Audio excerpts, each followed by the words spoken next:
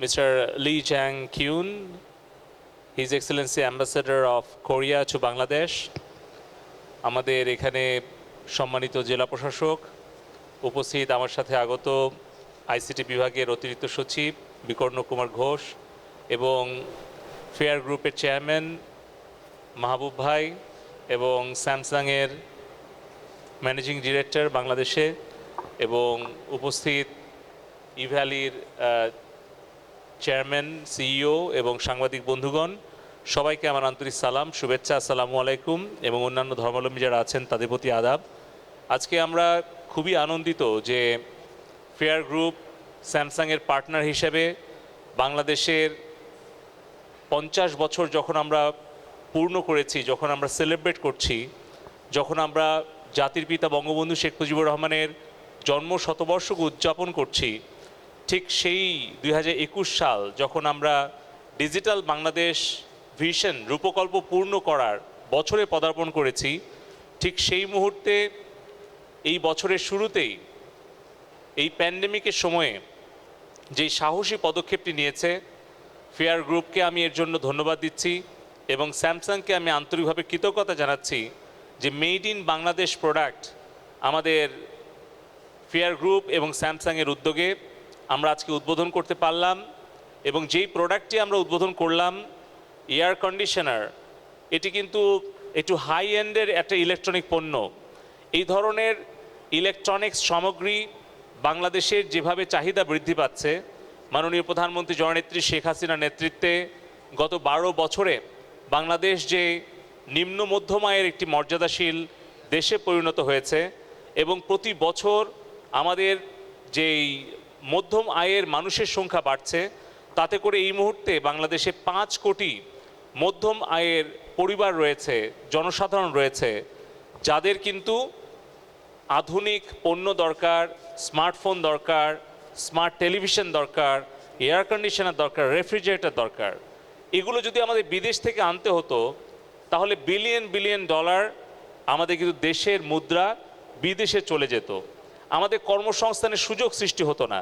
কিন্তু fair group এই নরসিংদীতে, আপনারা জানেন যে 2017 সালে মাননীয় প্রধানমন্ত্রী জননেত্রী শেখ হাসিনার উদার যে ব্যবসা বান্ধব নীতি, যার ফলে বাংলাদেশের প্রথম তারা কিন্তু এখানে একটি স্যামসাংয়ের পক্ষ থেকে অ্যাসেম্বলিং প্ল্যান্ট স্থাপন করে। তৎকালীন শিল্পমন্ত্রী আমির হোসেন আমু ভাইয়ের নেতৃত্বে আমিও সেদিন আইসিটি প্রতিমন্ত্রী হিসেবে এসেছিলাম। তখন এটা একটা বিরান ভূমি ছিল। এখানে আমরা যখন গ্রাউন্ড ব্রেকিং সেরিমনি করি তখন এখানে একদমই ফাঁকা ছিল, কিছুই ছিল না। কিন্তু মাত্র 2 থেকে 2.5 বছরের মধ্যে এখানে যেভাবে মাহবুব ভাই তার সাহসী নেতৃত্ব দিয়ে এইখানে একটি কর্মপরিবেশ তৈরি করেছে, এখানে স্মার্টফোন, রেফ্রিজারেটর, আজকে এয়ার কন্ডিশনার তৈরি শুরু হলো, আমরা কিন্তু এখানে 1700 তরুণ তরুণী কর্মসংস্থানের ব্যবস্থা করতে পেরেছি। আমরা সেই দিন কথা দিয়েছিলাম যে আমরা ফেয়ার গ্রুপের স্যামসাংয়ের এই অ্যাসেম্বলিং প্ল্যানকে প্রাইভেট হাইটেক পার্ক হিসেবে ঘোষণা করেছিলাম এবং আমরা আনন্দের সাথে জানাচ্ছি যে আমাদের সেই প্রাইভেট হাইটেক পার্ক আজকে বাংলাদেশের কিন্তু স্মার্টফোন গত 2 বছরে স্যামসাংয়ের প্রায় 15 লক্ষ ফোন হ্যান্ডসেট তারা তৈরি করেছে। আগামী বছর 25 লক্ষ ফোন তারা এখানে তৈরি করবে এবং আগামী বছর থেকে স্যামসাংয়ের কোনো ফোন, কোনো হ্যান্ডসেট আর বাংলাদেশে আমদানি হবে না, সবই বাংলাদেশে তৈরি হবে। এমনকি S21 যেটা লেটেস্ট ফ্ল্যাগশিপ প্রজেক্ট, সেটিও কিন্তু তারা তৈরি করছে। আমি অ্যাসেম্বলিং প্ল্যান ঘুরে দেখেছি। পুরো ফ্যাক্টরি ঘুরতে আমার এবং অ্যাম্বাসেডারের প্রায় 3 ঘন্টা সময় লেগেছে। এই 3 ঘন্টা ধরে আমরা আগ্রহের সাথে দেখেছি আমাদের ছেলেমেয়েরা যারা এখানে ডিপ্লোমা পাশ করেছে, এই নরসিংদীর আশপাশে কিংবা নাটোর, যশোর থেকেও ছেলেমেয়েরা এসে এখানে কাজ করছে, তারা কিন্তু ছোট ছোট ট্রেনিং নিয়ে নিজেদেরকে দক্ষ করে গড়ে তুলেছে এবং আজকে তারা শুধু নিজেরাই আত্মকর্মসংস্থানের ব্যবস্থা করেনি, বাংলাদেশকে বিশ্বের বুকে একটি মর্যাদার আসনে অধিষ্ঠিত করেছে। সেটি সম্ভব হয়েছে মাননীয় প্রধানমন্ত্রী ডিজিটাল বাংলাদেশের উপকার জননেত্রী শেখ হাসিনার যুগোপযোগী এবং সাহসী নেতৃত্বের ফলে এবং মাননীয় উপদেষ্টা আর্কিটেক্ট অফ ডিজিটাল বাংলাদেশ জনাব সজীব ওয়াজেদ জয়ের সময় উপযোগী সিদ্ধান্তের ফলে 2015 সালে ডিজিটাল বাংলাদেশ টাস্ক ফোর্সের যেই বৈঠকটি হয়েছিল মাননীয় প্রধানমন্ত্রীর সভাপতিত্বে। সেই বৈঠকে মাননীয় প্রধানমন্ত্রী বলেছিলেন যে আমরা ইলেকট্রনিক্স সামগ্রী, ডিজিটাল ডিভাইস উৎপাদনকারী এবং রপ্তানিকারক দেশ হতে চাই।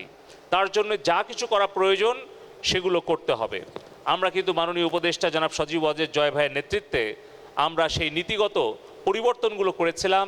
প্রায় 94টি খুচরা যন্ত্রাংশের ওপরে ইম্পোর্ট ডিউটি কমিয়ে 1% করার ফলে কিন্তু 16 সাল থেকে বাংলাদেশে অ্যাসেম্বলিং প্ল্যান্ট স্থাপন করা শুরু হয়।